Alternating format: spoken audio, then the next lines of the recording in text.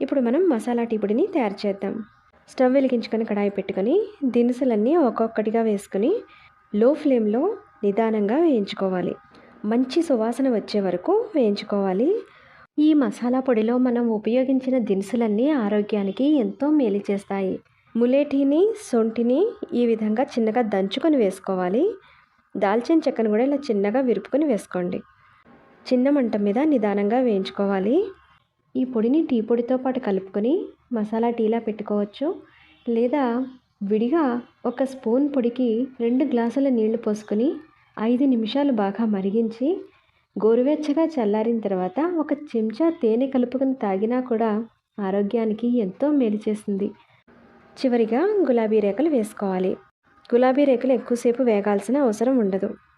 అన్నీ పూర్తిగా చల్లారిన తర్వాత మిక్సీ గిన్నెలో వేసుకుని మెత్తని పొడిలాగా మిక్సీ చేసుకోవాలి. అంతేనండి, మసాలా టీ పొడి రెడీగా ఉంది.